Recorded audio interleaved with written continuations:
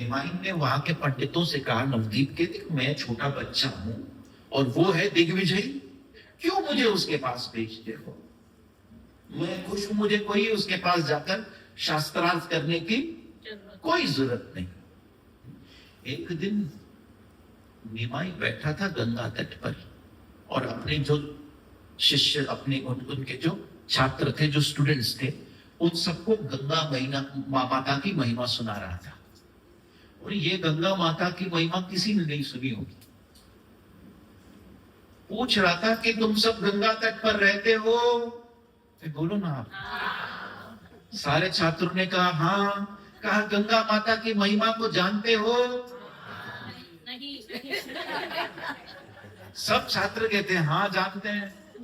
बोलते हैं बताओ, तो सबने वही कथा बताई भगीरथी की, और वही कथा बताई वामन अवतार की, कि वामन अवतार के चरण जब ब्रह्मलोक में गए तो ब्रह्मा जी ने उनके चरणों का अभिषेक किया जल से, और वही जल फिर बनकर गंगा धरती पर आई, जिसे भगीरथी ने बुलाया।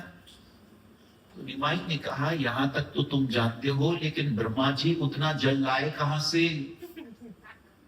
तुम सब गंगा के तट पे रहते हो, जानो। तो फिर एक विलक्षण कथा सुनाई निमाई ने।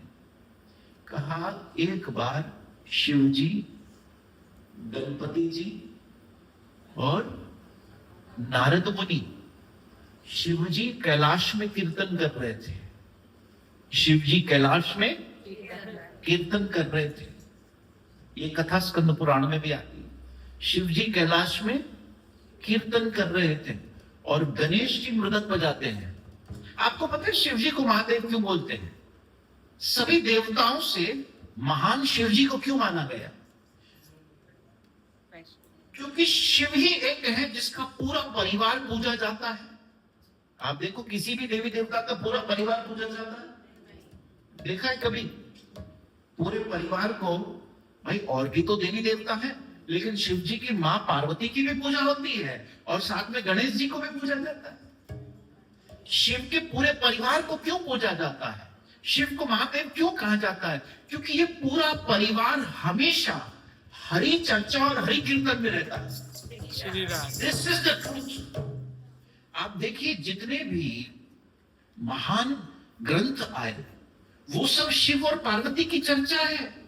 पद्म पुराण उठा लीजिए, वो सब शिव और पार्वती की चर्चा है। और पद्म पुराण में क्या है? सारी हरि कथा, सारी हरि की बातें हैं। यहां तक कि श्रीमद् भागवत का भी सबसे पहला पाठ किसने किया था? शिव ने। किसे सुनाया था? पार्वती को। मतलब ये जो परिवार है इनमें कभी कलह नहीं होता, कभी झगड़ा नहीं होता, कभी अनबन नहीं होती इनमें, क्योंकि ये सब जब भी होते हैं तब बैठकर हरि कथा और कीर्तन करते हैं।